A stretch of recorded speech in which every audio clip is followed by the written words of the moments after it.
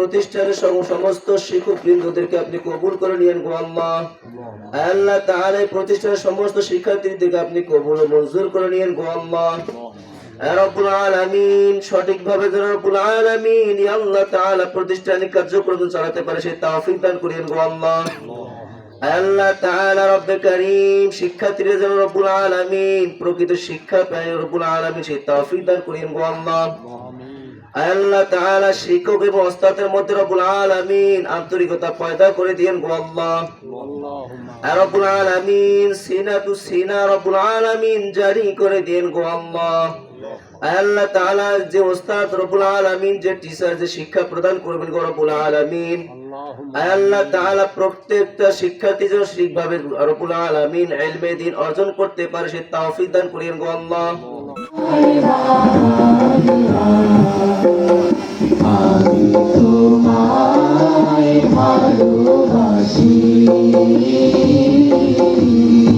চিরদিন তোমার আকাশ চিরদিন তোমার আকাশ তোমার বাতাস আমার প্রাণী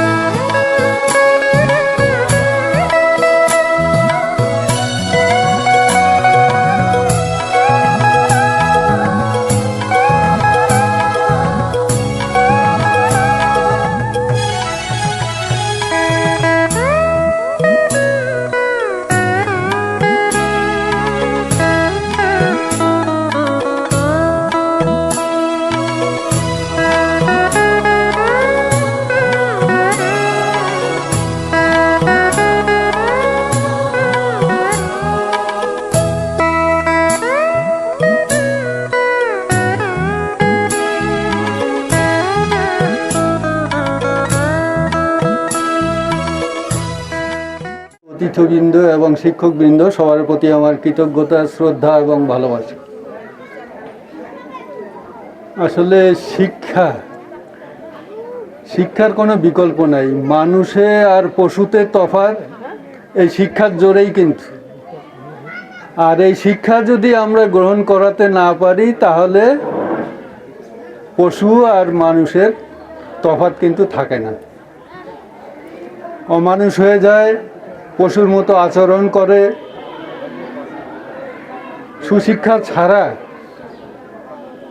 পশুর মতোই আচরণ, পশুর মতোই কাজকাম করে, খুন করে, ধর্ষণ করে, রাহাজানি করে, সবগুলাই করে সুশিক্ষার অভাবে। এজন্য শিক্ষার কোনো বিকল্প নাই, শিক্ষা গ্রহণ করতেই হবে। আপনারা অভিভাবকরা অবশ্যই আন্তরিকভাবে আপনাদের সন্তানদের এই শিক্ষা যাতে সুশিক্ষা গ্রহণ করতে পারে, শুধু স্কুলে দিলেই হবে না। স্কুলে বাচ্চারা আসবে, এখানে সম্মানিত শিক্ষকরা যেটুকু ওনাদের জ্ঞান মেধা ওনারা পুরাটাই হয়তো ঢেলে দেওয়ার চেষ্টা করবে। তারপরেও আপনাদের অভিভাবকদের বাড়িতে অবশ্যই আন্তরিকভাবে সন্তানদের খেয়াল রাখতে হবে এবং তাদের খোঁজখবর রাখতে হবে, তারা কি করছে কি না করছে, ঠিকমতো পড়ছে কি পড়ছে না, লিখছে কি লিখছে না, সবগুলাই কিন্তু অভিভাবকদের একটা দায়িত্ব। আমার পক্ষ থেকে এই দুজনকে আন্তরিক শুভেচ্ছা এবং অভিনন্দন জানাচ্ছি। আর এই শালকি ক্যাডেট স্কুল তেনারা পরিচালনার জন্য যে দায়িত্ব নিয়েছেন, আমাদের ডোমারবাসী যে ভবিষ্যৎ প্রজন্ম, এই প্রজন্ম যাতে সুনাগরিক হিসাবে গড়ে তোলা যায়, এই যে দায়িত্ব নিয়েছেন, এর জন্যও আমি ওনাদের আন্তরিকভাবে ধন্যবাদ এবং শুভেচ্ছা জানাচ্ছি। কারণ সুনাগরিক হিসাবে গড়ে তোলার জন্য যে সমস্ত গুণাগুণ দরকার শিক্ষার্থীদের মানুষ করার জন্য, আমি দেখেছি যে ওনাদের সেই প্রতিভা, সেই মেধা এবং সেই শক্তি আছে। আমার প্রথম সন্তান মুজাহিদুল ইসলাম রায়নানকে এখানে প্লে শ্রেণীতে ভর্তি করেছি। এখানে বলার কিছু নাই, বলার বিষয় একটাই, যাতে এখানে আমার সন্তান এবং যারা এখানে অভিভাবক অনেক বড় মুখ করে এখানে ভর্তি করিয়েছেন তাদের সন্তানদের, যাতে তারা সুশিক্ষা গ্রহণ করতে পারে, এইটুকু আশীর্বাদ ব্যক্ত করবে। শালকি ক্যাডেট স্কুল উদ্বোধনী অনুষ্ঠানে আমাকে দুটি কথা বলার জন্য আমার বড় ভাইয়ের ছেলে প্রিন্সিপাল বাবু, অধ্যক্ষ, আমি খুবই আনন্দিত। তো এখানে আমার বয়সী হয়তো বা খুব একটা নাই, কিন্তু এখানে যারা উপস্থিত আছেন মা বোনেরা, ভাস্তিরা এবং ছোট ছোট ফুলের কড়ির মতো বাচ্চারা এখানে লেখাপড়ার উদ্দেশ্যে উপস্থিত হয়েছেন, ভর্তি হয়েছেন, আরও ভর্তি হবে। আমি দোয়া রাখব এই বাচ্চারা একদিন জাতিকে উচ্চ আসনে নিয়ে যাবে। দেখতে পাচ্ছেন এখানে অধিকাংশই শিক্ষক এবং এই শিক্ষা পরিবার আমাদের এই শালকি ক্যাডেট পাবলিক স্কুলের সাথেই আছে, আপনাদের ছোট্ট সোনামণিদের পাশে আছে এবং তাদেরকে সুশিক্ষায় শিক্ষিত করে মানুষের মতো মানুষ করে জ্ঞান অর্জন করে দেশ এবং দেশের জন্য সেবা করার জন্য সর্বদাই নিয়োজিত থাকবেন। সকলকে জানাই আন্তরিক শুভেচ্ছা, অভিনন্দন। আজকে ডোমার শালকি ক্যাডেট পাবলিক স্কুলের শুভ উদ্বোধন হয়ে গেল।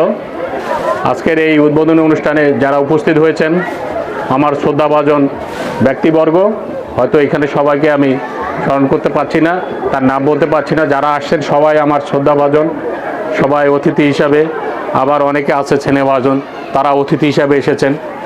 যে আজকে সামনে উপস্থিত যারা অভিভাবকবৃন্দ তাদের সন্তানদের নিয়ে এসেছেন, যারা এখানে ভর্তি হয়েছেন এবং যারা এই প্রতিষ্ঠানের শিক্ষক হিসাবে দায়িত্ব পালন করবেন, এবং যারা সুধীবৃন্দ আপনারা যারা উপস্থিত হয়েছেন তাদেরকে আমি সকলকে কৃতজ্ঞতা সহ শুভেচ্ছা জানাচ্ছি।